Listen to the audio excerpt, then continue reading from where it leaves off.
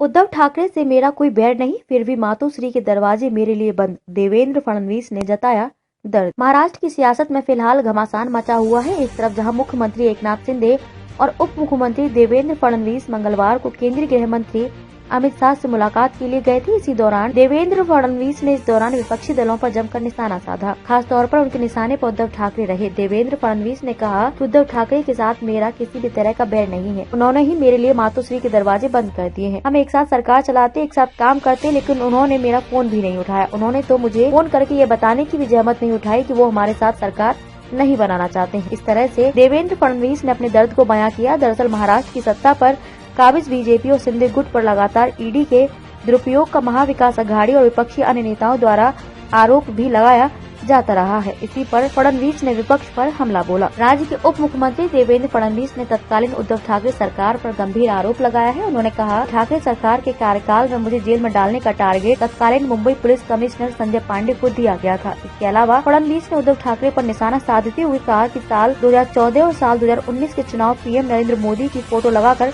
लड़े गए और जीते गए थे। चुनाव के दौरान शिवसेना के कई उम्मीदवारों ने उद्धव ठाकरे और प्रधानमंत्री नरेंद्र मोदी का बड़ा फोटो और बाला साहेब ठाकरे का छोटा फोटो लगाकर जनता से वोट मांगे थे। महाराष्ट्र की पूर्व कैबिनेट मंत्री और राज्य बीजेपी की आला नेता पंकजा मुंडे इन दिनों हाशिए पर चल रही हैं। विपक्षी दल बार बार ये कह रहे हैं कि पंकजा मुंडे अगर हमारी पार्टी में आना चाहें तो उनका स्वागत है। विपक्ष ये कहकर भी बीजेपी पर हमला बोल रहा है कि एक कद्दावर नेता को महाराष्ट्र बीजेपी के आला नेताओं ने इस कदर दरकिनार किया हुआ है कि इन सबके बीच पंकजा मुंडे भी मंगलवार को दिल्ली पहुंची थी। कहा यह भी जा रहा है कि उन्होंने भी अमित शाह से मुलाकात की है। दरअसल बीते दिनों उद्धव ठाकरे गुट की तरफ से पंकजा मुंडे को खुला ऑफर दिया गया था कि वह ठाकरे गुट को ज्वाइन कर सकती हैं, जिस पर देवेंद्र फडणवीस ने कहा था कि पंकजा मुंडे कहीं नहीं जाएंगी। वह बीजेपी की एक कर्मठ नेता है और बीजेपी ही उनका घर है।